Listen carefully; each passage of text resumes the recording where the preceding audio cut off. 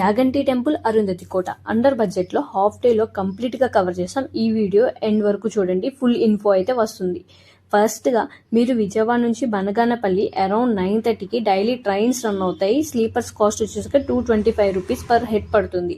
So and ఎగ్జాక్ట్గా 3:40కి మనం బనగానపల్లి స్టేషన్కి రీచ్ అయిపోతాం. బయట ఆటోస్ అవైలబుల్లో ఉంటాయి. పర్సన్కి 20 రూపీస్ ఛార్జ్ చేస్తారు. అక్కడ నుంచి బస్ స్టేషన్కి వెళ్ళిపోండి.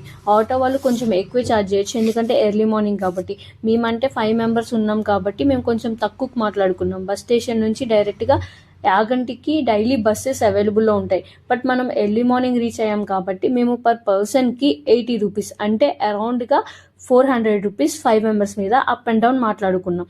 బస్ స్టేషన్ నుంచి యాగంటికి డిస్టెన్స్ 11 కిలోమీటర్స్ ఉంటుంది. ఇంకా అక్కడికి రీచ్ అయిపోయాక మీరు ఫ్రెష్ అవ్వడానికి ప్రైవేట్గా పే అండ్ యూజ్వి ఉంటాయి.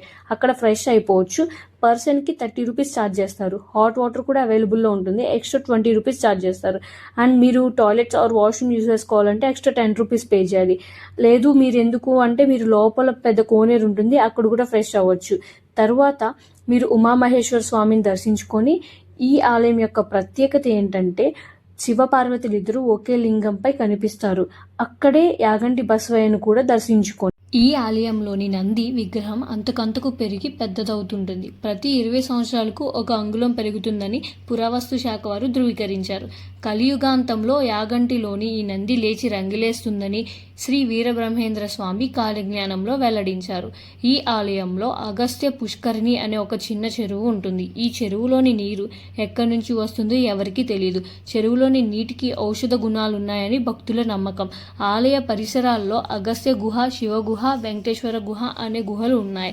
అగస్త్య గుహలో అగస్త్యుడు తపస్సు చేశాడని, శివ గుహలో బ్రహ్మం గారు కాలజ్ఞానం రాశారని చెబుతారు. ఈ ఆలయంలోని కాకులు కనిపించవు. అగస్త్యుడు తపస్సు చేస్తున్న సమయంలో కాకులు అరిచి అగస్త్యుని తపోభంగాన్ని కలిగించాయంట.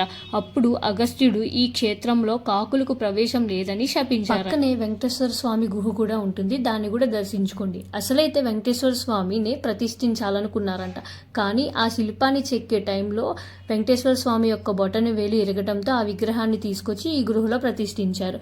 కొంచెం పక్కకు వస్తే రవ్వలకొండకి వెళ్ళక ముందు బ్రహ్మం గారు తపస్సు చేసిన గృహ కూడా ఉంటుంది. దాన్ని దర్శించుకొని కిందకు వచ్చేస్తే కరెక్ట్గా మనం పార్కింగ్ చేసిన ఏరియా దగ్గరకు వచ్చేస్తాం. ఇంకా అక్కడి నుంచి అరుంధతి కోటకైతే వెళ్ళిపోయాం. అక్కడ పర్ పర్సన్కి 20 రూపీస్ ఛార్జ్ చేశారనమాట. ఇది యాక్చువల్లీ నవాబుల కోట అనమాట. ఈ మూవీ తీసిన కాడ నుంచి అరుంధతి కోట అని పిలవడం స్టార్ట్ చేశారంట. సో ఇది కంప్లీట్ అయిపోయి మీకు ఇంకా వెళ్ళాలి అని ఉంటే పక్కనే రవ్వలకొండ కూడా ఉంటుంది. అక్కడ బ్రహ్మం గారు కాలజ్ఞానం రాశారంట. సో దాన్ని కూడా దర్శించుకోవచ్చు. అరౌండ్ ఈ ట్రిప్ అంతా కంప్లీట్ అయ్యేసరికి ఆఫ్టర్నూన్ అవుతుంది. ఇంకా మీకు ఫుడ్ కావాలంటే అక్కడే టెంపుల్ కింద చాలా అన్నదాన సత్రాలు ఉంటాయి, అక్కడ కంప్లీట్ చేసేయచ్చు. ఇంకా మిగతా హాఫ్ డే మేము ఏమేమి కవర్ చేసామనేది నెక్స్ట్ పార్ట్లో చూపిస్తాను. Stay tune. సో అంతే ఈ వీడియో. See you again in the next video. Bye.